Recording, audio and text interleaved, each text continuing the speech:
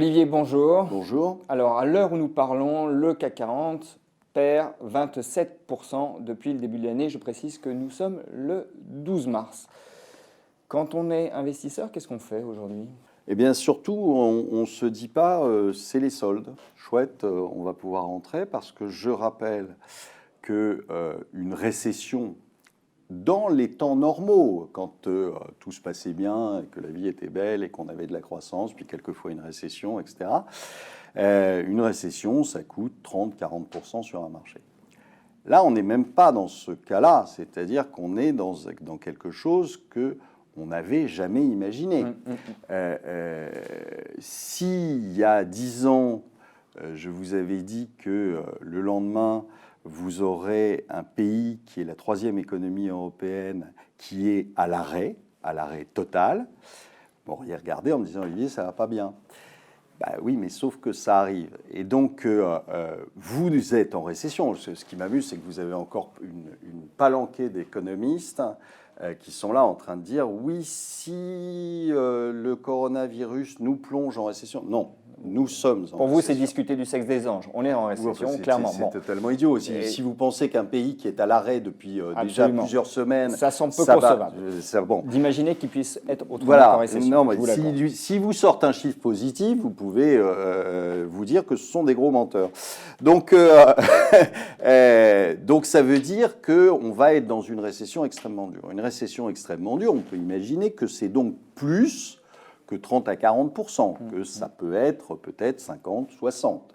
Donc ça veut dire que quand vous êtes à moins 27 ou moins 28, vous avez encore du chemin à faire.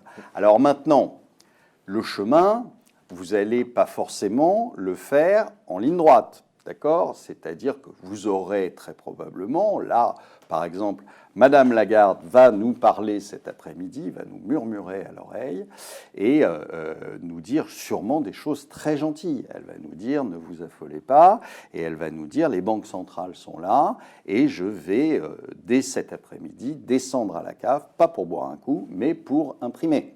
Et donc, vous allez voir ce que vous allez voir, on est là. Et donc, pourquoi pas ? Pourquoi pas une remontée cet après-midi et puis finir peut-être à -3, à -2 ou à 0 ? Pourquoi pas ? Bon. Aujourd'hui, la volatilité des marchés fait que c'est une possibilité à envisager. Mais ça ne veut pas dire pour ça que le mouvement est achevé. Vous devez le jouer. Alors, si vous êtes un trader, intraday, etc., oui, bien sûr que vous pouvez aller jouer ce genre de point. Si vous êtes investisseur, vous avez... Mais si vous êtes investisseur ou simplement si vous voulez survivre et sauvegarder votre patrimoine, n'allez pas mettre les doigts maintenant sur les marchés actions parce que la chute va durer et on est loin du compte aujourd'hui, on est loin d'avoir pricé une récession forte. Sans compter que le marché obligataire est en train de partir en vrille, de la dette privée, et que quand le marché obligataire vrille, le marché action ne résiste pas. Oui. Alors après, sur les autres investissements, parce qu'il faut voir qu'il n'y a pas que le CAC 40, je vous ai dit ici plusieurs fois que j'achetais de la dette américaine. Bien m'en a pris d'ailleurs. C'était une excellente idée puisque lundi, on a coté 0,40 de rendement. Alors qu'on est parti fin 2018, début 2019, on était à plus de 3. Je précise pour les internautes, quand les taux baissent sur le marché obligataire, les ça veut dire obligations montent. La valeur de l'obligation s'apprécie. Voilà. Exactement. En gros, on est passé de 105 sur le 10 ans américain, 105 à 140, quoi, à peu près. En valeur du nominal. Voilà. Donc, ça, aujourd'hui, je dirais, il n'y a plus grand-chose à gagner. Alors, on a fait 0,40, même un petit peu moins, et puis on est remonté à 0,80. Le gros du mouvement est fait. Le gros du mouvement est fait.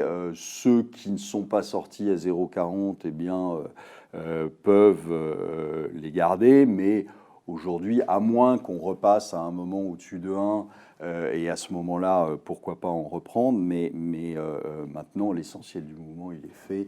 il n'y a plus grand-chose à gagner là-dessus. Donc sur le 10 ans américain, en revanche, il y a des choses, moi, que je regarde, c'est que l'euro est remonté à un 13, un 14 ces derniers jours, et il n'a rien à faire là, parce que très honnêtement, avec ce qui est en train de se passer en Europe, les chances de survie de l'euro me paraissent avoir baissé furieusement. Donc je ne resterai pas investi trop sur l'euro aujourd'hui, et j'aurai d'autres devises. Donc là, par exemple, typiquement, je rachète du dollar parce que je pense que il y a encore quelques pourcents à faire. Et puis, est-ce que l'or est un actif encore à jouer? Alors attention, sur les devises, il y a encore des choses, il y a encore des choses intéressantes. Par exemple, le sterling, moi je pense que est plus intéressant à avoir que l'euro. Il vient de se replier un petit peu. On était monté à 1,20. Il vient de se replier un petit peu. On est autour des 1,14. Je pense que c'est quelque chose à avoir. L'or, évidemment, vous restez dessus. L'argent et l'or ont baissé là, ces derniers jours, ce qui est logique. Alors l'argent, parce que c'est considéré aussi comme une matière première, bien plus que l'or, c'est considéré comme une matière première, donc il y a eu un repli, puisqu'on parle de récession, ça ne me paraît pas très inquiétant de toute façon, mais est logique. L'or a baissé, tout simplement, exactement comme en 2008. Vous avez des gens qui prennent des paumes énormes et qui ont des appels de marge, et donc ils vendent les bijoux de famille pour... Ils vendent là où ils ont des bénéfices, voilà. Ils prennent des bénéfices. Donc en fait. pour payer leurs appels de marge. Donc ça, c'est pas étonnant, mais ça veut pas, c'est tout à fait ponctuel, et vous pouvez sur chaque baisse en reprendre. Après, vous avez une question, moi, sur le pétrole. Je pense que c'est un investissement à regarder. Le pétrole s'est cassé la figure, mais je dirais comme prévu, puisque moi j'avais dit $25 le jour où on joue une récession, c'est $25 le tarif. Et là encore, tout le monde me disait mais non, Olivier. Pourquoi considérez-vous que c'est un investissement à regarder dans le contexte actuel, surtout qu'on a une guerre des prix maintenant? Alors, oui, non, mais tout ça, c'est très bien. Une récession, une guerre des prix, ça mais fait tout beaucoup. ça, on le sait. Tout ça, on le sait. Ça va se pricer dans les semaines à venir. Bon, vous avez vu qu'on a fait 27. Ensuite, on est remonté à 33, 34, je sais plus. On est à 31 là. Et là, on est à 31 et on va probablement rebasculer sous les 30 assez vite. Alors après, j'ai aucune idée de savoir quand est-ce que ça va s'arrêter. Est-ce que c'est 27? Est-ce que c'est 25? Est-ce que c'est 24? Est-ce que c'est pas plus bas? On n'en sait rien. Mais tout ce que je sais, tout ce que je me dis, c'est que fondamentalement, un pétrole à $25 pendant un temps important, le pétrole de schiste américain est mort, puisque le coût de revient est largement supérieur à ce prix-là. Je ne parle même pas des schistes bitumineux au Canada. Eux, ils ont des coûts de revient qui sont proches des $100, donc vous imaginez bien que c'est fini. Et donc, ça veut dire que vous avez des restrictions d'offres, parce que, évidemment, à $25 le baril, il n'y a pas beaucoup de monde qui cherche du pétrole, parce que ça coûte cher et ça ne rapporte pas grand-chose. Et donc, tous les projets d'investissement sont bloqués, ce qui veut dire que vous aurez une contrainte de l'offre qui va empirer. Et dès que la demande repartira... Et dès que la demande repartira, alors ça sera peut-être dans 2 ans, dans 3 ans, mais le sujet n'est pas là. Si vous voulez, pour des investisseurs long terme, vous achetez en dessous de 30, vous n'êtes pas obligé à 29,90 de faire toute votre ligne. Donc non, il vaut y aller progressivement dans le contexte actuel. Vous achetez en dessous de 30 et vous achetez du pétrole. Vous avez des ETF aujourd'hui qui sont du pétrole, qui ne sont pas des actions de pétrolières ou des actions de parapétrolières. Alors, pétrolières et parapétrolières, évidemment, vous avez plus de levier dessus. Ça, c'est une évidence, comme les mines d'or par rapport à l'or. Vous avez plus de levier dessus, mais réfléchissez toujours que vous rajoutez 2 risques à votre risque de départ. Aujourd'hui, quand vous investissez directement sur la matière première, vous prenez le risque de la matière première, qui n'est pas un risque, parce que je ne vois pas le pétrole arriver à zéro, si vous voulez. Donc ça vaudra toujours quelque chose. En revanche, je vous rappelle qu'une société, ça peut faire faillite. Hein. Donc, même donc là, vous prenez le risque pétrole et le risque opérationnel. Et vous prenez deux risques quand il s'agit des pétrolières. Vous prenez le risque marché, parce qu'elles font partie des indices, oui. et donc de toute façon, vous prenez le risque marché. Donc ça fait 3 risques en fait. Voilà, ça fait 3 risques, et vous prenez le risque de la société, qui peut avoir plein d'aventures qui ne sont pas liées au prix du pétrole, comme BP, quand ils avaient eu leur fuite dans le golfe du Mexique, BP a failli faire faillite à ce moment-là, et pourtant c'était indépendant du prix du pétrole.